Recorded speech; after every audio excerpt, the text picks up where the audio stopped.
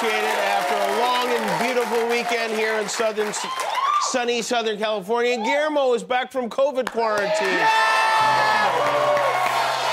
I love you, Jimmy. I miss you. Ever leave me again, you little... I miss you so much. Like one of those squishy toys. You're feeling okay, Guillermo? Feeling great, Jimmy. Very good. You tested negative, the whole deal? Yes. Yeah, you were out the whole week last week. That's right. Be honest, how many times did you watch the show last week? No.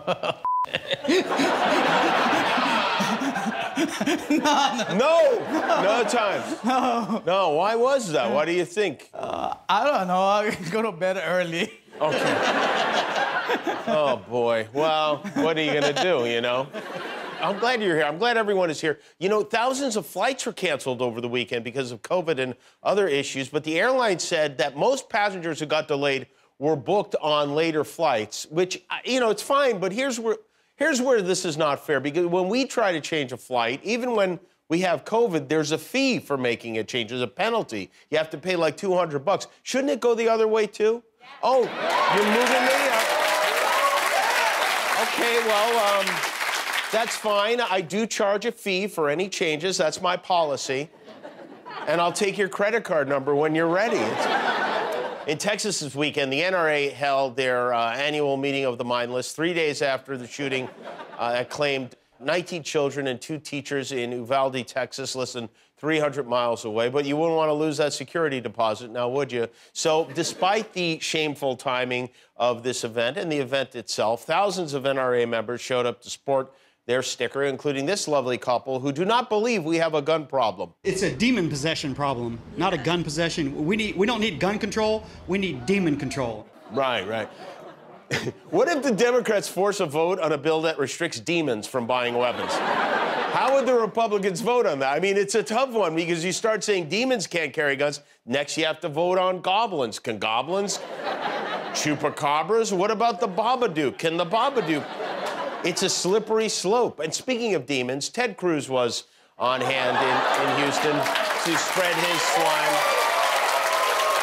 all over the NRA halls. Senator Cruz had an unpleasant dinner at a sushi restaurant in Houston where a man confronted him about this idea that he seems to be okay with the fact that an unbalanced teenager shot up a school because his plan is to do nothing about it. Ted Cruz must know that at this point, every busboy spits in his food, right? But maybe that's what he likes about eating out. I don't know. But I, for one, hope Ted Cruz never gets to eat peacefully in a restaurant again. But the truth is, Senator Cruz does have a plan, and a plan he shared with the gun-crazy conventioneers. The shooter in Uvalde got in the exact same way the Santa Fe shooter did. He walked through an unlocked back door into an open classroom. We need serious funding to upgrade our schools, to install bulletproof doors and locking classroom doors. Spoken like a real knob. And by the way, the school in Uvalde already had heavy-duty locking doors. That's how the killer kept the police out. The police had to get the janitor to give them their keys to unlock it. Any other bright ideas, dumbass? Doors? Wouldn't it be a shame if people started piling their old doors up on Ted Cruz's lawn? Oh, man, I would hate to see that. Imagine if there were so many doors in front of his door, he couldn't get out of the door. But, I mean, it's something to think about, you know? Ted Cruz wasn't the star of the event. That distinction went to our former president, who busted out his serious guy teleprompter voice to offer this expert opinion on what needs to be done. We need to make it far easier to confine the violent and mentally deranged into mental institutions. We have also, very importantly, got to deal with the problem of broken families, because no law can cure the effects of a broken home. Yeah, that's right. The deranged narcissist who has children with 3 different women is lecturing us about mental illness and broken homes. He called for impenetrable security at every school all across our land. He wants it to be harder to enter a school than it is for him to enter Melania. And it should be noted that because Donald Trump was at the NRA convention, no guns were allowed in the arena where Trump was speaking. You know, you'd think with all the good guys with guns there, he'd be fine, but I guess in this case, no. Trump and Cruz and all their fellow sewer dwellers are working overtime this week to shift the blame from what is obviously an overabundance of dangerous semi-automatic weapons to a variety of issues and plans that they are not going to do anything about either. There's a record number of school shootings across the country. Something's going on out there. Well, I agree with you. I don't think it has anything to do with guns. I honestly think this day and age, kids are afraid of being the school snitch. This child that did this horrible act was confused. I mean, he was dressing up like a girl. Declining church attendance, social media bullying. Harden schools. There should be one entrance in and one entrance out. We have to harden these targets so no one can get in. Classroom doors should be hardened. Violent online content. Some of them playing their violent video games where they kill hundreds of people a day. I mean, they have blankets that you can put up on the wall that are colorful and beautiful, but they're ballistic blankets. You need to install man traps. Traps the shooter like a rat. What stops armed bad guys is armed good guys. The best thing we can do for our children is to protect them with good guys with guns. The only thing that stops a bad guy with a gun is a good guy with a gun. As the age-old saying goes, the only way to stop a bad guy with a gun is a good guy with a gun. Have you ever heard that? No, you've never heard that. It's a demon possession problem, not a gun possession. We don't need gun control. We need demon control. Well, those two make more sense than any of the rest of them.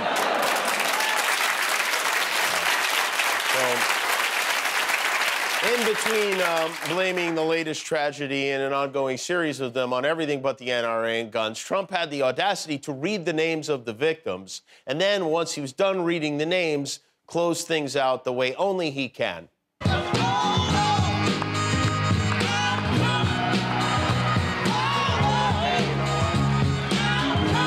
were giving him a round of applause. What's he gonna do, not dance? Then Trump busted a move to a rally in Casper, Wyoming as part of his effort to unseat fellow Republican Liz Cheney. They brought all the maggots out for that one, including Congressman Lauren Boebert of Colorado.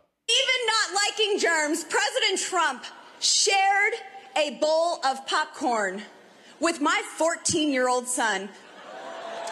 Wow. Pizzagate, that sounds like a Pizzagate to me, right? Those buttery little nubs dipping into... But Lauren Boebert, as empty as that head of hers is, finished second on the witless list to fellow Congress dummy Marjorie Taylor Greene this weekend, who once again proved that she is one of our nation's clearest and most exhilarating thinkers. You have to accept the fact that the government totally wants to provide surveillance on every part of your life. They want to know when you're eating. They want to know if you're eating a cheeseburger, which is very bad because Bill Gates wants you to eat his fake meat that grows in a Peachtree dish. So you'll probably get a little zap inside your body and that's saying, no, no, don't eat a real cheeseburger. You need to eat the fake burger, the fake meat. The stuff he grows in the Peachtree dish, which is... You know, Bill Gates uses Peachtree dishes in all his science experiments. He's, I mean, of all the stupid things she said, gazpacho, Jewish space lasers, the woman's from Georgia. You'd think she'd know what peach trees are. But, Marjorie, please, go on. They probably also want to know when you go to the bathroom and if your bowel movements are on time or consistent. I mean, what else do these people want to know? Yeah, by the way, if you'd like to purchase a Peachtree dish, I'm going to be selling these on Etsy, and all the proceeds will be going towards teaching Marjorie how to speak English, so that'll be nice. There you go. At the White House today, President Biden hosted the boy band from Korea, BTS, for what was undoubtedly a very confusing afternoon for Joe. I would watch a 9-part documentary about the White House staffers who had to explain what BTS is to Joe Biden.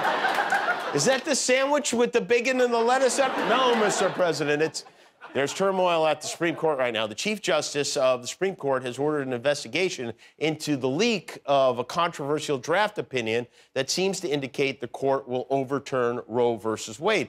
Now, 64% of Americans say they support Roe v. Wade. It's been the law of the land since 1973. Overturning it would be devastating for women's rights and for personal freedom in general. It's something we should all be paying attention to, but that's not always how this country works. In fact, it's not ever how this country works. So we went out on the street. We asked men passing by to give us their thoughts on the big MMA fight this weekend between Roe and Wade.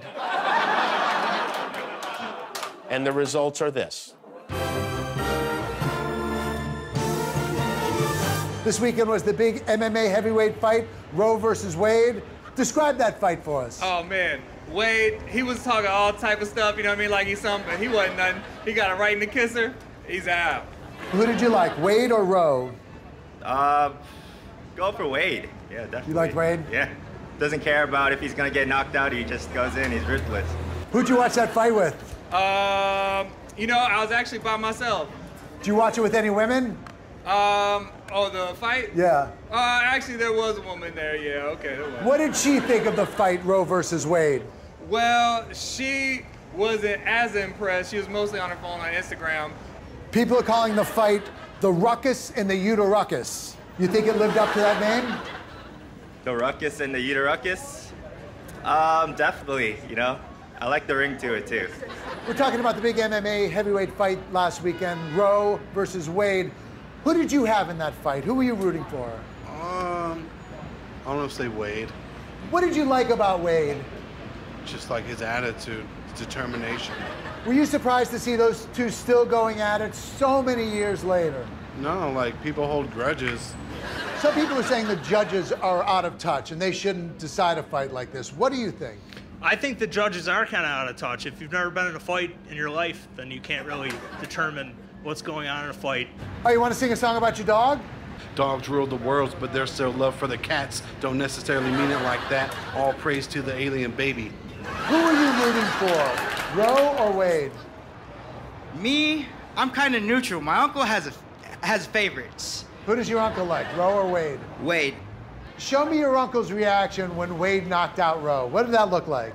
He had to pull it up on YouTube for me. He had to pull it up because I wasn't even in the house at the time. I come back and he's all like, I walk in the door and he looks behind me at his chair. He's like, you should have seen it. In your opinion, in what round did the fight become viable? The first round, it's always viable. In the first round? That's when punches are thrown. That's when you realize it's real. What are women saying about that fight, Roe versus Wade? I don't know. Women don't really talk to me that much. I don't believe that for 1 minute. Thanks, fellas. Hi, I'm Jimmy Kimmel, and I am not allowed to eat this cookie until you click the subscribe button. So please click now. I'm hungry.